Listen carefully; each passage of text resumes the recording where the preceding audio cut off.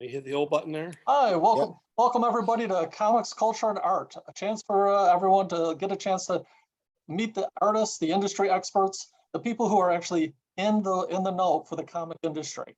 So today we have four wonderful individuals who've worked in the industry for many years. They produce beautiful art, stories are fantastic, and they're gaining national notoriety. So I'm going to let everyone introduce themselves. I'll start with Mark. Hi, I'm Mark McElligott. My most recent project was called Good Creatures. It's a project my friend and I have been working on for a couple of years. Did about 8 episodes. I've been doing comics for as long as I could hold a pencil. I'm going to be 62 this December, so I've been doing it for decades. It is a great release, and it keeps me off the street. Thank God. All right. I can pass it on. Yeah. All right. I'm Kevin Delgado, creator, writer, illustrator, colorist. I do everything. I would say call that a cartoonist. So my upcoming work is Tough Stuff. It was previously self-published and kickstarted. So I did 2 volumes of that, but it'll be coming out October 19th this year through SourcePoint Press and stores worldwide. Other experience I have is I started a book called Volantis. I self-published 8 issues. And also this year I had several published covers through Image Comics, Aftershock, and Mad Cave. Awesome. All right. Done. Go ahead, D. Done. All right. I'm waiting for it to come with me. All right. He's going to introduce me. All right. My name is Darius Johnson. I'm a comic illustrator. Do a little bit of everything, but mostly that's definitely the passion. I'm currently working on a comic called Hollowed. Here's the first one, and this is one of the most recent one, covered by Jerry Lang. So some of the artwork from it. Currently working on it right now, and I mean currently. So it's kind of hard to see because of the blue pencil, but that's what it is. And I also have my own creator-owned book called The Reigns of Terror, which I put out a graphic novel earlier this year. And it's about 80 pages. You know, I did everything. Wrote it, illustrated, colors, digital colors, and everything. So that's also working on that currently too. So working on part 2 right now. So yeah, that's what I got. All right, kick it off to Emil. Wow. Yeah. I'm in pretty special territory here with you folks. But anyway, my name is Emil Novak from Queen City Bookstore. And we also have a little group called Division's Comic Art Group, which really hasn't done a lot in recent years, but we're going to find some ways to bring that up again and do some different things. But I've known these guys all for decades now, and we've all sort of grown together in comics. I've known Darius since he was about 13, and Mark and myself are about similar ages. So we've been playing around with comics for a long time. And what I do right now is I'm not really involved in publishing or any kind of self-funding kind of stuff at this time. But I do draw like essentially nonstop, and it keeps me informed. And what I like to do a lot of times too, for like these gentlemen that I've worked with, and even some of the younger people that come in the store, is I like to offer a bit of a support mechanism, more or less. I talk to people about what they're doing, and I just try to help a little bit. I'll do a little freelance work with some of these people, and that's mainly what I do right now. But I'm really proud of it, and it's nice to see a lot of my friends doing well. And I thank Dan for allowing us to bring all the guys on too, because there's a lot of really good talent here in Western New York. Yeah. Thank you. Thank you so much for being here today. And this is something that people don't know, and I'm always amazed at how much work goes into and how much you have to do, and to continually produce as an artist and a story writer, how much work it is, and how long and how hard you guys work. I know that we have at the library, we have the how to draw the Marvel way, how to draw comics, how to draw the human figure. But could you talk a little bit about how the industry works for real with drawing and what's expected? And for you, for creating as a creator and an artist, what you go through and what you use, the tools too, like whether you're using just physically drawing, computer generated, all of these things that people just don't think about. Go ahead, I'll start with Mark again. Terrific. Good. Use everything everybody else was going to say anyway. I am somewhat of a writer, but I'm really mostly a penciler. That's where my strength is. That's where my heart's always been. Being my own writer, for the most part, I don't have to necessarily follow a script. So I have a little more latitude than most pencilers do who are working for, say, another writer or a company. I can visualize, and what you need to do really as a penciler specifically, you need to visualize the scene you want, and you got to take it like a cinematographer would. You need to set up the setting so that everybody knows where this is taking place. You need to have all of the characters well defined visually. They have to stand out from each other. You have to know where they are in the space, where the lighting's coming from, what props may show up later in the story. If our hero hits the bad guy with a fire extinguisher, you have to show that a couple panels earlier that there's a fire extinguisher in the room. It doesn't make any sense. All of a sudden he's got something. Where'd that come from? So you've got to think ahead. And on top of all that, you need to do a decent job rendering the artwork so that it's not sloppy. People are interested, they're drawn in. You've got to use interesting camera angles. Are you looking up at the character? Are you looking down at a whole room? Are you at eye level? Are they up close? Are they at a distance? There's all these different factors that you got to consider, and that comes with doing this over time. You learn to do better in that, in the pacing, just basically storytelling through art. It's an interesting process. It's time consuming if you want to do a good job. And then there's things like I always love Darius's work with the dynamics. I could get a lot of the basics down, but the dynamics, I look at his stuff and it's just like, why do I even bother? Look at this kid's work, so there are different things. There's always something to learn to get better at. That's my take. I'll give it to somebody else. Well, let me jump in there real fast since we're not sure where we're going. Sorry, Dan. I think Mark hit it right on the nose without a doubt. I mean, a lot of the things that with film is essentially a comic book that's not being illustrated, and a comic book is essentially a film that's not being photographed.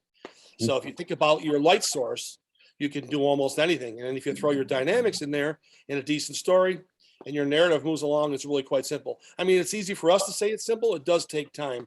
But the more you work, the better you get. So if you want to get into that Zen moment, when you're working and you're on a project and you're putting, let's say you're doing 20 hours in a specific week, which might not seem like a lot, but it is when we all have jobs, that you really get into a specific, you get into a total groove where it really comes together and you don't really second guess yourself. And that is what I always say is that's the Zen moment. If you're questioning yourself too much as you're working or not sure what your script is saying, even though you wrote it, that means you're kind of sluggish. You're not getting it going. Once you start getting that moment going, you don't even second guess. You just, before you know it, you're in the professional mode. So I think that has a lot to do with it. I think a lot of younger people out there or people of any age need to understand that if you work more, you're going to be better. You can't draw once or twice a month and that's it. Yeah, absolutely. I'll leave it to you, Darius, or whoever else. Go ahead, Well, Kev. it was like you were saying though, like when you're establishing your story and your pencils and everything, the fire extinguisher, you know what I mean? You have to establish it earlier on. He hits the guy with it. Why not show the extent of what the fire extinguisher looks like now? It's all, you really want to sell that hit. Maybe the next panel you see it and it's cracked in half or something, you know what I mean? So there's different things that you think about. So as a writer, like I constantly evolve my story as I build my book. But what I also do is I lay everything out. So in my layout phase, I'm figuring out all these things. How am I going to render? How am I going to light? Can I tweak it? Can I make it more exciting? Sometimes you might want to lay out all your stuff out and come back to it and see if it's still as effective and as dynamic as you would wish it to be. As far as utensils go, there's artists that do strictly digital. There's artists that use pen and ink. I prefer traditional material. Big portion of that is that I can also sell the original media afterwards. There's a good market, aftermarket original art. I think it's going to make you a way better artist. Even if you decide to adopt to digital, do whatever suits the job needed. I work in both. But like I said, I prefer traditional media. I feel I get more dynamic angles and shots and stuff when I can draw out a figure, when I can lay out the figure on the paper. I don't know, something about drawing digitally, I lack that that feeling. I feel like it always comes off kind of stiff and flat. So I prefer to do mine the old school way. I think it looks better. I think you get more texture out of it. And, like Emma was saying earlier, how he liked to foster young artists and stuff. He's inked several of my pieces, and like just seeing how he would ink over my pencils made me think of different inking techniques and like different ways to attack it. And those are some of my favorite pieces, man. I still Thank you. I keep one or two of those spreads in my portfolio at all times, just because they're sharp, they pop, I like that collaborative effort too. Being a cartoonist, I can't afford to pay people, like I couldn't afford an inker for a whole book or a colorist. So I've had to teach myself how to do that. Exactly. It's true. I mean, I've spent time inking every one of the gentlemen here today, and it's a lot of fun to work with the varying styles and stuff. And all three of these guys are a hoot to work with. They just they're more experienced now, so it makes life a little easier. So I don't have to totally embellish everything. When I embellish too much, that means the pencils need help. But and I don't want to be a tracer because I can't stand that. But but I don't work. I don't work solely into traditional format. What I do is I do draw it and ink it in traditional form. Then when I scan it in, I texture the heck out of it. I use a lot of textures nowadays, that's the only aspect of digital that I actually use. I'd like to do a little more digital. I've been given a one of those fancy tablets to do it all. I'm almost like scared of it, but I know I'm going to try it eventually. So, but I guess whatever works, right? Mark, you're traditional still, right? Yep. Technology, I still use stamps and envelopes to pay my bills. I am a get off my lawn old man. I am no good with I've never been able to ink. My hands are not steady enough for that. That's a talent that's beyond me. But digital work, no, thank you. Does your publishing partner, John, does he do some digital work? Well, we've done some digital coloring. I taught myself how to use Photoshop for some things, but nothing I do stands out in any real big way. It's not something that I excel at. I'm competent in it. John's better at it, I believe, than I am. He's certainly faster at it than I am. It takes me forever. So, I just stick to the pencils. It's where my heart is. It's where my strengths are, and, some writing, but that's it. All right, I guess I'll go. For me, I love doing it like Kevin said, traditional. Can you hear me? Yeah. Okay. I wasn't sure. All right. Yeah. So I prefer doing it on traditional as much as possible. There's certain things that digital helps with.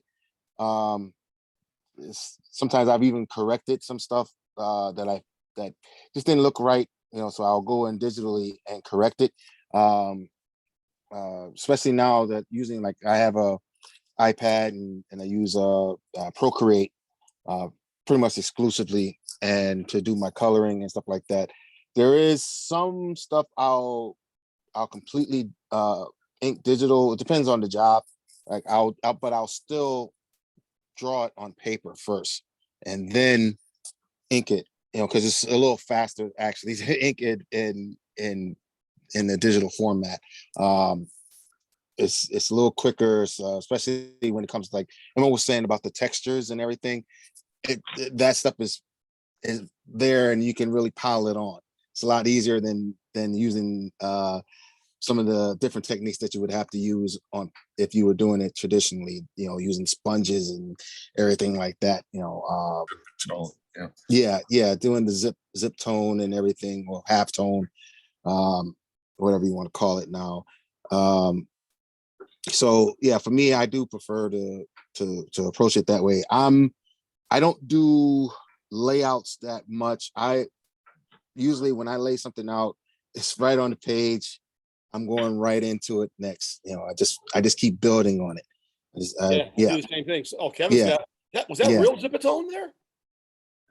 Yeah. Wow. Yeah. What I've done is I've scanned all my old Zipatone into the computer and I use it digital. Yeah. So the format and the rub-on type, I've actually scanned them in. So that saves you a lot of trouble.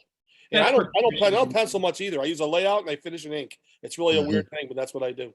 I can create magic without thinking that way, you know. I do that too, Emil. I do loose pencils, and then I really do most of my drawing in the inking phase.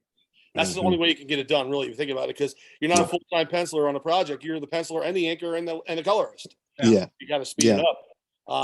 So Dan, what about some other things we should discuss? Maybe about maybe different forms of funding and publishing. Maybe we should touch that. Exactly. I was wondering about that because everyone has the idea, like we have so many people come into the library like, I'm going to be a famous artist. I'm going to be working for the big industries. But there's so much good art that's being done. But you have to think, how do you fund that? How do you actually get that off the ground? How do the artists, how do you, as artists and writers and the creators, how do you stay alive day to day to be able to produce such great work? Ramen noodles. No. The old ramen. Yeah. Find a rich friend. I work part-time. I probably don't need to, but I still do just so I have steady income. But as far as like getting your book out and trying to raise money for it, there's so many different avenues now. Before it was, GoFundMe, then it was Kickstarter, then it was Indiegogo, and now there's a new platform called Zoop. Nick Patera just did a really big campaign on there, and I mean he almost eclipsed like $500,000. What? So yeah. There's people that you can make a lot of money on it, but you got to have like credentials to get to that point. Just like the Substack stuff, Yeah, Substack, all that. There's Patreon. There's so many different ways to actually make money as an artist. It's just it's a grind, and you have to stay on top of it. And for me, doing the variant covers has really helped. But that is a struggle too. I mean, like I got to find shops that want a variant cover and want to hire me, and you're gonna have to deal with that. And knock on wood, I've never been. I've got everything accepted. Every offer, like every concept I ever put out, got accepted. But I know there's other people that don't. So. As far as crowdfunding though, it really relies on your pitch. And the same thing with submitting your work to publishers is how solid is your pitch? Is your concept new? Is it fresh? Is it exciting? Is it falling into a current fad? Is it the start of a new fad? I knew when I pitched Tough Stuff to SourcePoint that they kind of published similar books. So I felt like I had a natural edge just off that. So they were the only company I submitted to because I wanted to get in. I wanted to move in with a growing company, and it's worked out really well. With crowdfunding, like I said, master your pitch and offer great rewards. People like variant covers. They like different knickknacks and stuff. I got a lot of notoriety for my first Kickstarter because I did something that no one had really done before, and I created my own mailer box. So this got me like a lot of recognition because no one ever seen it before. This is the package you get, you know what I mean? So you gotta think outside the box, and I don't want to say a gimmick, but a hook. I mean, that's a giant VHS tape, more or less, right? It's a giant VHS tape, yeah, exactly. And then the second one is a giant cassette tape because this takes place in '93. This takes place in '95. So this is a cassette tape. So it's all like, it's all an immersive, it's an immersive package and design. Like, how can you integrate your readers into the world that you are creating, right? So I would say, smart way of doing it. I really like that. Yeah. You know, you're doing a horror book, maybe you ship it out at a Necronomicon or something. I don't know. Yeah, Mark. That's true. There you go. Yeah. Bloody, or in a body bag or something like that. Yeah, that works too. That's a good one. Some kind of like, you know, I don't know, like just you got to do extra. Like the last one I did a pin. I had another concept, but I couldn't pull it off because of technology and it was cost prohibitive. But what I wanted to do, I'll just say it because I'm not going to do it. Someone else can steal my idea. The second Tough Stuff takes place in 1995, right? So do you remember you would get all those America Online discs like set in the mail? Oh yeah. And everything. So I wanted to do a commentary video on a DVD designed to look like the AOL screen or the AOL disc. So you'd put it in your computer and like a whole menu board would pop up. It would be like the sign up screen. But I was also told due to legal ramifications, I couldn't make a disc that automatically started on people's computers. Got it. Yeah.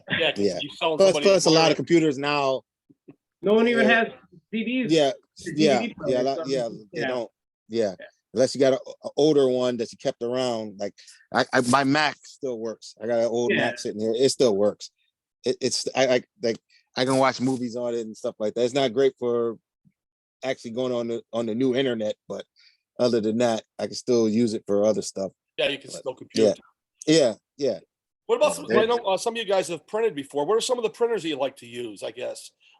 Any ideas? For me, so far, the one I like is Comics Wellspring. It's Greco printing. They've done pretty good quality stuff for me.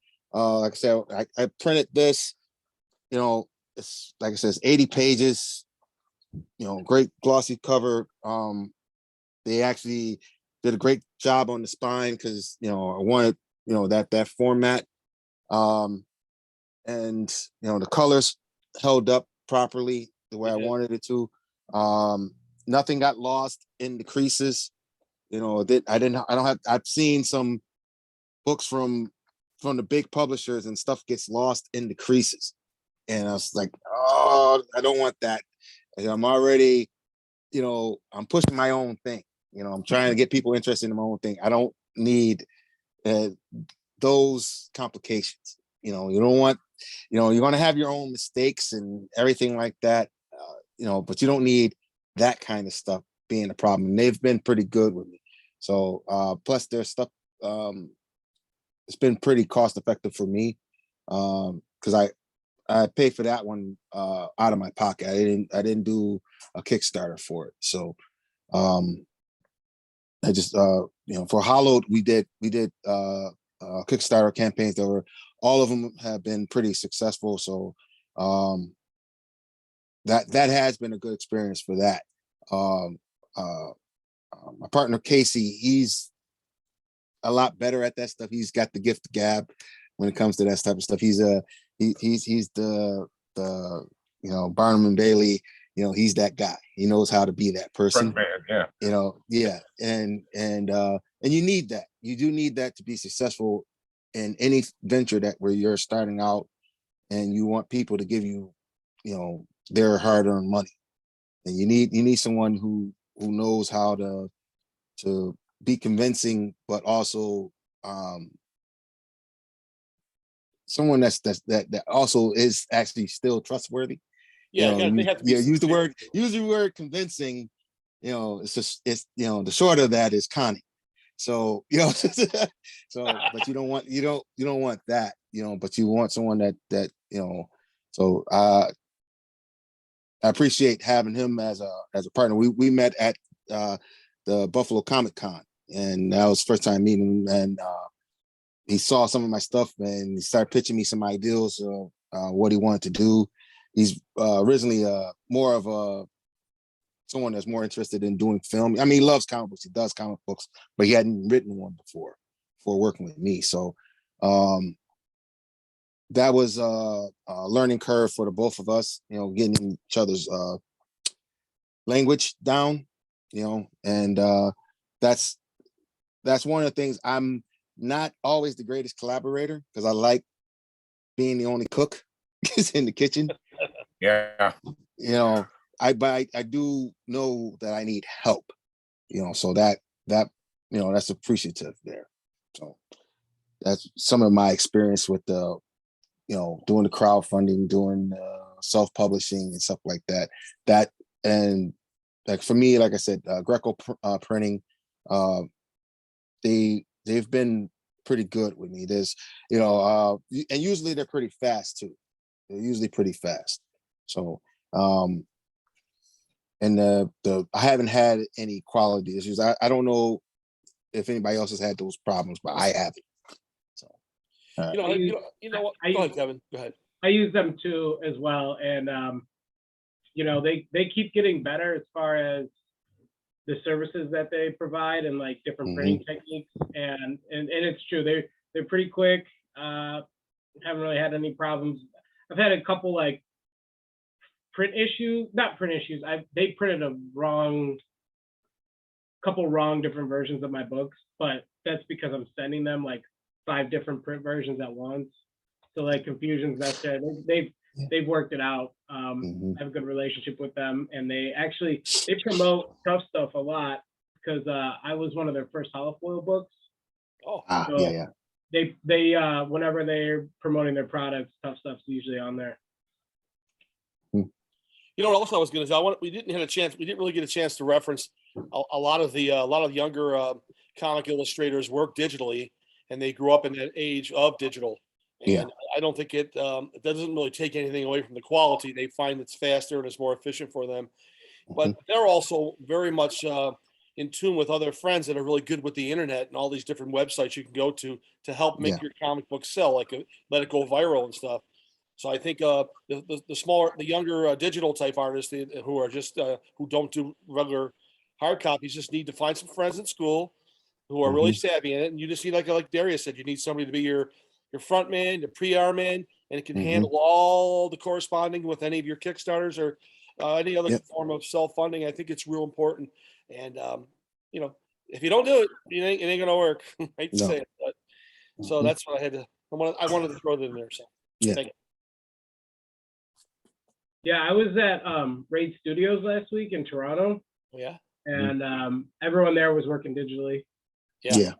And I mean, we're talking Marvel books, Kickstarter books, DC books. Like they were doing everything there. I mean, Marcus 2 was there. He's drawn X-Men. He was working on something I can't recall, but yeah, everyone there was working digital. So if that's any implication as to where the big 2 industry is, that's 100% where it is. But I think that also differs per artist. Like, Jason Sean Alexander does these amazing paintings and crazy ink slinging. Like, you're not going to tell that guy, like, hey, gotta only be digital. You know what I mean? I know he does layouts digitally, but a lot of those, that artwork is done traditional media.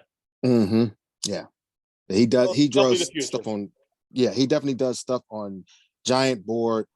And I guess he takes photographs of it or whatever, and because he does do some digital work. Yeah. If he's like really pressed for time, he'll do it digital. Yeah. But for most part, because he's done the same thing that you did, Emma, where he scanned in a lot of his own ink splashes and his brushes, his ink strokes, and made those into digital brushes, so that when he's pressed for time to get to meet deadlines, then he goes ahead and he'll knock out some stuff. But when he really wants to do like his, I don't think he's done any covers that are digital. He might have sketched them out digitally, so he can get an ideal of what he wants to do, get the positioning right and all that kind of stuff. Because that's one of the other benefits of doing something digital, is that maybe don't quite have the perspective right, and now you can kind of tweak it till you get it right. When you do it on paper, once it's down, it's down. So well, you can still tweak your background. You can do Photoshop and program. You can tweak your black line. It still can't fix everything though. You can't fix everything. So I think a lot of these digital artists, I think the reason why, well, they were taught that way before the old school style and everything. And I'm guessing they're probably doing a better ratio. They're probably doing like maybe 2.25 pages compared to the old style. If that's the case, it justifies itself because you're making 2.5 times page rate as if you were just either the penciler or the inker individually. So I see the advantage of it. And the kids are so kids. I hate to use that word so loosely, but that's just a generic term. They're not kids. These artists are so good at what they do and the colors that that's what Marvel, DC, and the big guys want. So that's the future. I do consider myself to be kind of a retro artist these days, though. I really don't try to be like too futuristic, I'm just happy doing what I do. I mean, Mark's kind of a traditional artist also, and I respect that. Exactly. I'd love to be able to participate in this, but I have to have my daughter help me reset my digital clock when it's flashing 12. So off the board. I know nothing about this. And luckily, when I met Johnny here at the store, my business partner, he was not only a good inker, but he's a detail-oriented, he's a quality control guy. He's not going to let just anything get printed and be acceptable. He deals with a printing company. He pays all of it out of his pocket, which is positive and negative for me, because in the positive, it doesn't cost me a cent. In the negative, I haven't earned a cent, because as far as I'm concerned, until he gets all of his money back, I'm not getting any of the profits from the sales of our books. So I'm doing this for free, but he's pocketing the expense. And if it succeeds, he's going to be the one who gets the brunt of the success. But he's doing the brunt of the work. Honestly, he's doing all this tech stuff that I couldn't. I don't understand how to market. I can draw the best picture in the world, and I have no idea how to get people interested. I just don't. It's not me. I can huckster at the table and make people laugh and come over and, hey, look at the clown over here with the pencil. But I can't get them to give me their wallet. Johnny can do that because he's a hard sell guy, and God bless him. It's the perfect pairing. It really is, because I'm essentially lazy and old. I think I mentioned that earlier. Old. Yeah. So just once or twice. It's right. Yeah, I feel it too, but I go with the flow. What are you gonna do? Yeah. Can I ask a quick? You mentioned this real quick, but can I ask each of you, how much do you draw? This sometimes eludes people. How much time you spend drawing? All for day, this. all the time, all the time. Yeah. I try not to let more than a day go by without doing something. I don't think I have. I don't think I really don't. I don't think I have in 30 years. I don't. I've been trying to do something comic book related for the last since I was 13. So it's pretty amazing. Yeah, and I used to carry. I was the kid that had my portfolio with me while I'm in high school, and he's probably drawing right now. I am. I've never seen you not drawing. Yeah. So it's one of those things where I think the only time I haven't really done anything was about a couple months ago. I hurt my back, and I was only down for a day. But the next day I was doing something. I was trying to work on something. Yeah, I did. So I hurt my back, and that day was a wash. Yeah. I did absolutely nothing but watch Game of Thrones reruns and so I went through like 2 seasons of Game of Thrones because that day was a wash. Also Dragons. So it's I don't think I've you do have to get better at however you're going to do art, however it's going to be, whatever it's going to look like. In order to get better at it, you do have to do it every day. So you run into this thing of we run into it at the cons and stuff like that. People want something that should cost them you set your own rate, but something that might cost them $50 and they want it for 10. And and they don't realize yet, yeah, okay, I'm pretty fast. I can get something done in probably a half an hour, something very presentable. But the reason I can get it done that fast is because I've been doing it consistently for 2 decades or more. Yeah. And that's, so you're paying for my professionalism and my time. Those are my hours that I put in. The time isn't the time that it took me to get it done. It's the time is all the time that led me up to that point that I'm able to do it. Right. So, and sometimes you run into that when you're getting these commissions, people contact you for stuff. And some of the stuff I just pass on because I already can tell that they're not serious. They're looking for something, they want something that's worth, thousands of dollars for $2. For nothing, yeah. They something that they're gonna market. They want something that it's one of the reasons why I said this the other day, but I turned down designing logos for people because, that's going to be your thing. You're going to use it, T-shirts and stuff like that. But I know you're not willing to pay me what you should actually pay me for something that you're going to use to make money off of. Right. Going forward, and so I just turned it down.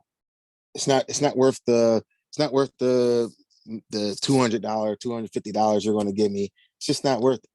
Mm-hmm. It's not worth the headache of, well, I had sort of this in mind, and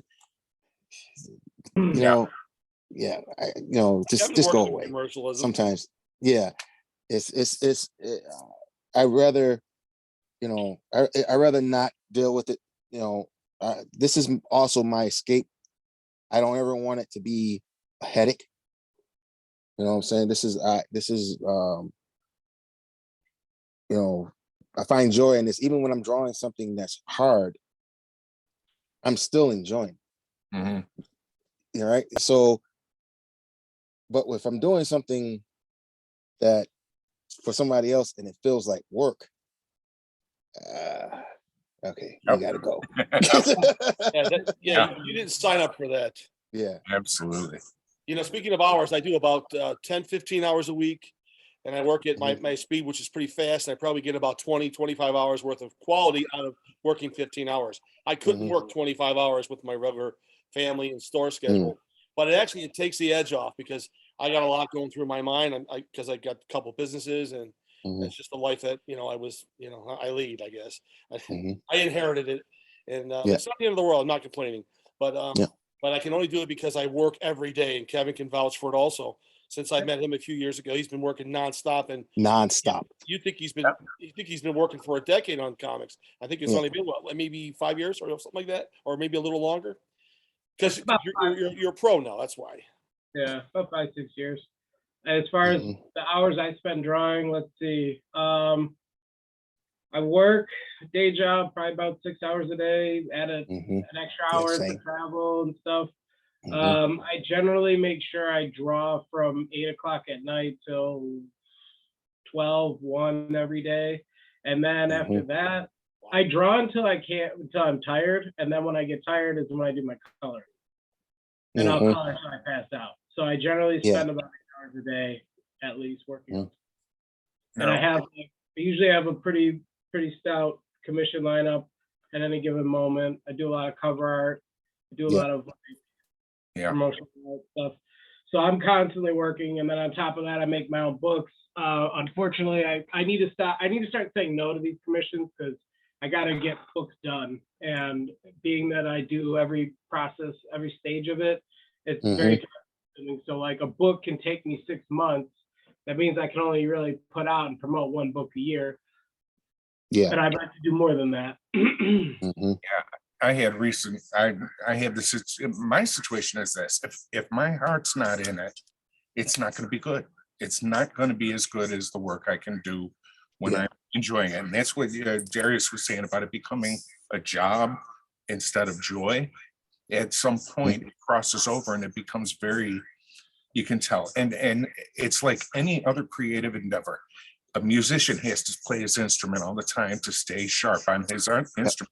A writer has to read and write constantly to be very good at that. An artist, a dancer, anybody who's expressing themselves creatively is going to have to spend daily some kind of time in there. Now, my problem is I'll paint, I'm painting right now, I'm painting a 4 foot by 4 foot painting of the fair. All these people, all these rides, airbrush, all sorts of stuff. And then I'll go and do some cover work for some guys who have me on commission. And when I get burnt out with artwork, and I will get burnt out, even though I retired a couple of years ago, so I've got all day to sit in front of the TV and just draw or create. I'll get to a point where I can't, I've drawn myself dry, and I'll write a novel. I've read 3 novels so far. So I'll start writing, and then at some point that will phase off, and I've got to set it to the side and go back and draw another, I got to draw Superman fighting the Hulk, or I've got to finish painting a landscape. It's just, you got to do something creative every day to keep the juices going. Yep. And to remain good at any of the things that you're looking to do. So true. So true. Yeah, that's why like Kevin, that's another thing. I don't know. I really don't know where Kevin gets the time, because he's been put out at least 4 albums since I've known him. He's working on another one probably right now. Done. Yeah, he's tattooing. He's a father. So I don't know where. The robot. Young kids. These are little kids he's got. Yeah, I really don't know. I get tired just thinking about it. I'm like, oh God. Yeah, but yeah, I like Mark was saying about finding another outlet. Like me, I'll get on my computer and pull up one of the programs and start making beats, and that's one of the things that I do. It is just exercise. I have no real intentions with them or nothing like that. It's just sometimes I make something and I want other people to hear it, but other than that, it's just something to another creative outlet for me. Yes. I used to be a lot more ambitious with it, but that time is come and gone or whatever. But yeah, it's just just make some instrumentals and just put them on just for mostly just for me to listen to, because it's something that I like. But yeah. So I would say one of the things, the way I'm able to achieve things so prolifically is I just cut out distractions. Like, I don't have video games on my phone. I don't play video games in general. If I'm dating a girl, I tell her straight up, like, hey, from these hours I have to draw, and you have to like deal with that. If you don't like it, sorry. And then I also, like, I don't drink anymore, so that's huge. Not huge, but like, I overall have more energy, more stamina. I don't waste money. I don't feel crappy. Like whatever comes associated with that. It's counterproductive to being like prolific. Like, all I do is salivate over the idea of becoming like, a big figurehead in this industry. So I don't want to, I have to put the work in, and I wouldn't even consider myself a pro until I have 20 interior books done, like 20 books, like interiors done. Yeah. But given the fact that I also ink and color and stuff, it's like, I'm kind of passing that, but I need to get like my, 5,000 pages in or whatever, you know what I mean? Yeah. Like, these are goals I aspire to. And I'd rather be known as like an interior artist than like a cover artist. Cover artist is fine. I like doing covers, but I want to have that like, kind of mastering of like the medium under my belt. So whatever it takes to get there. Also, breaking things down into manageable portions is very helpful. Like, if you want to draw books, like, do a panel a day. Just get a panel a day done. Yeah. Most pages are like 4 to 5 panels, some are less. You could get a page done a week. There's like no excuse to why you can't do that. You get a page done a week, you could get 2 books done a year. Mhm. Absolutely correct. A lot of people Yeah. are fearful of the panel and the page. There's no such thing. You just draw, and guess what? It'll set your head straight. Any problems Yeah. you got bothering you, you'll feel much better. And like some people have a lot of weaknesses. They'll turn to alcohol and bad things and Mhm. stuff. Well, I just turn to comics and drawing. That's my evil, you know. Yeah. And a lot of artists, you know, because artists are different, as we know, we're all special in our own little quirky ways. Some people have a weakness and they do fall for some bad things in life. But a lot of people, the ones who are really professional, who become big names because they put the effort in, and that's what I'd like to say is probably the most important thing is the effort. You Yeah. do the effort, you'll be successful. And Kevin, you're doing the right thing. All three are doing a great job, and blows my mind. Yeah, I want to build off of something Kevin said about the panel a day. So when I was a couple years ago, I was teaching a class at the Albert Knox Museum. It was about comic illustrating. So it was for kids. It was the first year was like 12 to 14-year-olds. I had a couple kids that were focused. But most of them, it's just camp for them, right?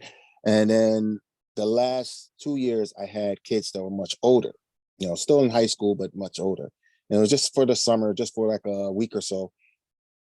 But one of the things that I told them to eliminate some of the intimidation they might have been feeling was that just do a little bit every day. Don't worry about, how perfect it is. And I said, you can be stuck on one thing. Like I had this one kid, it's like, that's as good as it's going to get right now. Move on to the next thing, because you're going to be stuck drawing this one panel and you could have had the whole page done. Yeah. And so most of them they kind of got it that I was trying to be as encouraging to them as possible, especially the last year that I did it before the pandemic. I had mostly young girls in my class. Like each year it was like less and less boys that wanted to get into drawing comic books. And so with that, I had to also change my approach on what I was teaching them to draw. So, and because their interests are different, you know what I'm saying? That their interests they're not really interested in drawing dynamic things. Some of them were, but not all of them are. They just wanted to get better at drawing things and learning how to be storytellers. And so I just focused on that, on the art of storytelling. I always tell people, look at movies, your favorite movies, and actually pay attention to how the story flows. And why choices might have been made, why this writer, why the directors, why the actors made the choices that they made. And I said, that'll help you with your storytelling, even in comic books, because I told them that, hey, there's a job in movie making called storyboarding. I said, and I've done some storyboards thanks to Emil for for some horror movies, and that is all part of it. It's still comic books. It's still it's still the visual medium. It starts with that. Before people had movies to watch, they would they had little comic books and little comic strips and stuff like that, and illustrations. That was their foray into the visual media. Cave art.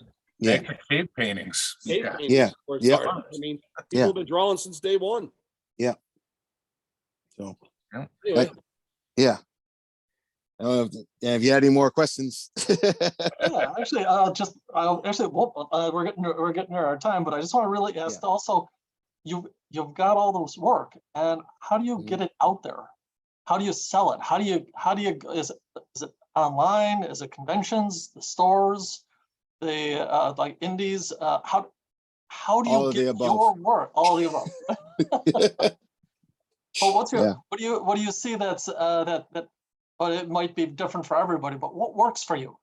And what have you experienced with, and any changes with it? So far, nothing has worked for me.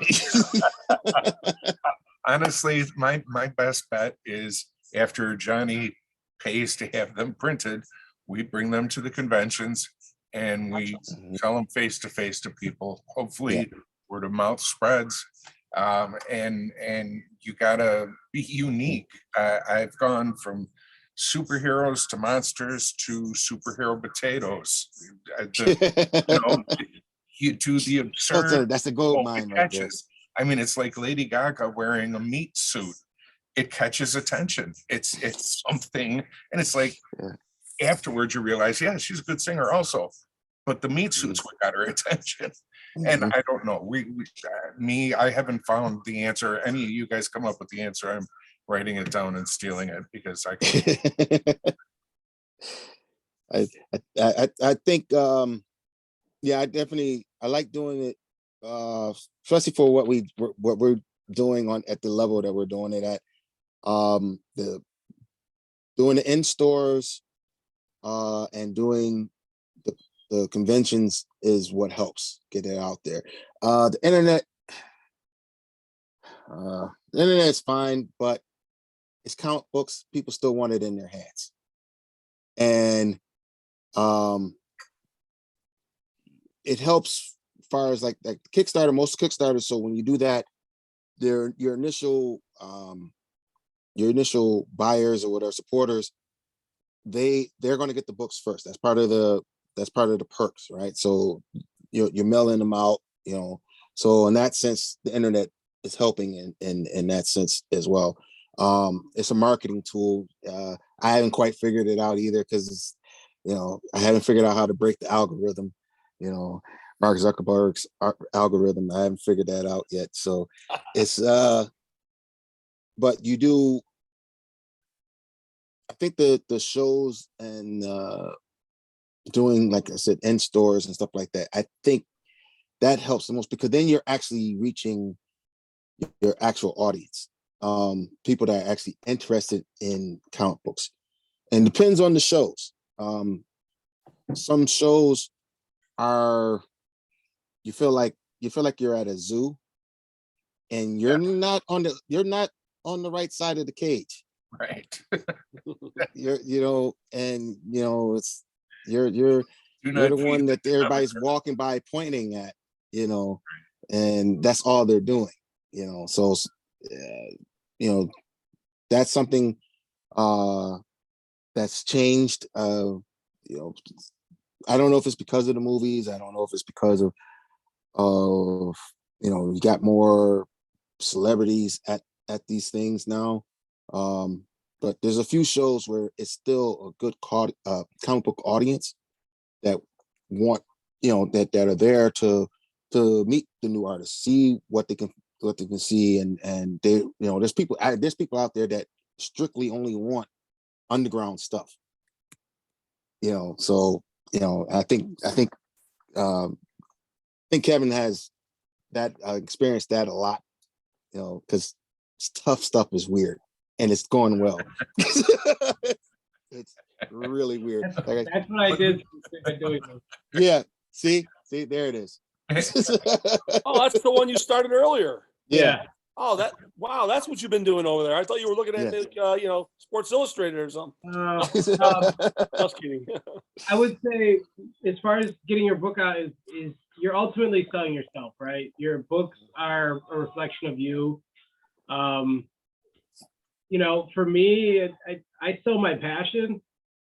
I think more than anything, because one, the amount of work I put out, and two, I'm always doing it, and I've never lost that desire to make things. That, and I'm very good with my customers. If you order a book off me, I usually ship it day of or day after, as soon as I can get to the post office. You're, like I said, you're selling yourself. So find every avenue you can, network, go to every show you can, even if you're not good or whatever, pay your dues and show people that that's what you're You know, that you're not just here to, I'm gonna make a book and I'm gonna make a movie out of it and this, and that, and third. Yeah, No, everybody's just going. calling. Yeah, everybody's going to Hollywood. I'm going to take this. I'm going to make a TV show out of it. No, you're not. study your craft. You know what I mean? Like that's what I'm Yeah. saying. Like I'm showing you guys. I got a toothbrush. I make paintings with toothbrushes with ink, and I Yeah. splatter them and stuff. And I've got Mhm. physical zipatone, and Woohoo. you know, Yeah. I've got this nasty stuff. This is Frisket. Have you ever heard of liquid Frisket? It No, smells awful. So I'm basically, sure it does. uh, That's it's good. That's liquid, good stuff. I use it.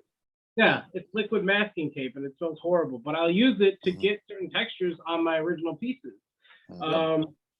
You know, so when you're really selling yourself, that's what you're doing. You know, people, the end result is the end result, right? You either have a good Mhm. book or you don't. But like, don't take this the wrong way. I love Rob Liefeld. He doesn't draw backgrounds. I still buy his stuff because I grew up on him. You know what I mean? That's Mhm. my little guilty pleasure. It's like I think he- can't stoop that low. No, I like some of this. Some of his modern stuff is much better than the old days. But I still think he's playing games on us all personally. But Oh, for sure. But whatever, you know what I yeah, I mean? know. It's relative, right? Yeah, it's Mhm. you know, he's got a passion for it. He sells himself better than anything, like his podcast and stuff. That's another Yeah. thing you gotta do. Yeah. You gotta wear a lot of hats. I mean, like Mhm. I get a lot of people crossover from like Darius said, from the music. Mm. So it's just like I said, selling yourself any way possible. You know, all these people have like podcasts and stuff. I don't think Jim Rugg and Ed Piskor would sell as many books if they hadn't started Cartoonist Kayfabe. I don't Mhm. think, you know, I don't think Rob Liefeld would be selling as many books if he didn't do his observation. I don't know. You get where I'm going with this? Like you gotta, Yeah. you gotta Yeah. step to really be a citizen. Like there's one thing to be an artist that's quiet, withdrawn, and doesn't promote themselves. You're probably not gonna like. You might become the best artist in the world because I've seen that, but you're not gonna be able to sell anything. Mhm. So, food for thought. Yeah. Yeah. And as we come close to the end here, do you have any closing thoughts? I Well, tell- I got a real fast one. Okay. Related to helping yourself be successful with your self-published books. If you go to the convention circuit and you got to hit about half a dozen of these shows during the summer, you got to pal up with other artists, and then you got to pal up with the other artists of your peers, and then you have Yeah. to also pal up with the professionals. And if they like you, you can send them a piece of your art. And they'll click in it and become their friend. They give you the biggest exposure. If you befriend like Leafield or Walt Simonson or whoever it might be, other fans are going to look at that guy's page or that girl's page, and they're going to look at your work. So you can't be quiet. You got to be your own. You got to be the president of your own fan club because there ain't nobody else going to do it. And that's what I would like to end with myself right there. So good luck, folks. Yeah. But well, I'll say that probably the best way to put it. Yeah, what he said, and what Kevin was saying too. That's a great ending note. Is that you do have to, if you can make it to those other shows, you know, like when I'm going to New York. Usually, most years that I've gone, I just give out my stuff to artists that I like, and you know, I don't just hand it to them, you know, here's my stuff, you know, like some goober, but but you try to you know, like he said, chat them up, Yep. you know, and actually take time to actually speak to them about stuff, and that's usually worked for me. I've had people that when I come back, then they, you know, it's like, oh yeah, I remember you gave me the thing last year, so you know, so that is a good way to go about it. So that's all I'm gonna say too. Good thoughts. I think what I would add is very simply, it is a valid form of entertainment. Don't downplay it because it's a comic book and something you grew up with. It is serious work. It takes effort. It takes talent. It is as valuable as Brad Pitt is a valuable movie star, or Yeah. you know, Slash is a valuable guitarist. It's a valid form of entertainment. It's worth the effort you put into it. put in the effort, make the connections, but enjoy it, because it's really what it's all about. We're here. Yeah. I would also say be respectful to the people that are working, because it is a hard industry. It's an extremely hard industry to work in, let alone like make a living. So I've had a lot of people come up to me, they'll take my card, and then they'll email me and say, hey, I want to get published. Okay, great. Sure. Talk. Like, buy a book, chat me up, schmooze me a little bit before you. I'm not going to give you all the tips and secrets and trades and stuff. Like, you gotta learn that your own way, or at least paying dues. Just pay dues and support these people. You want to be friends with them, support them. I talk to a lot of people. I buy their books. I read them. Hey, I love what you do on page 18. It's great. You can't just expect everything out of people that are working very hard for their living. Yep. And buy Tough Stuff October 19th in stores. October 19th, Queen City Bookstore. Very good. I want to thank everybody for coming here. This was a great conversation. This actually has opened so many doors that it's not talked about. It's like there's a lot of people who have an idea of what the art and what you go through. And I love these conversations. Thank you so much for being here. Thanks, Dan. And is there a convention coming up?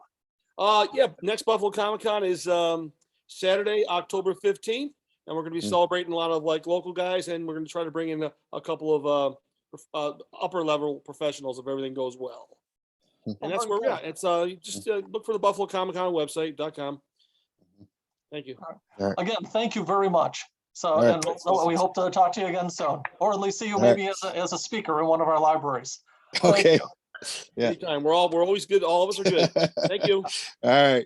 Thank you. Peace. Bye-bye. Peace. All right. That's me and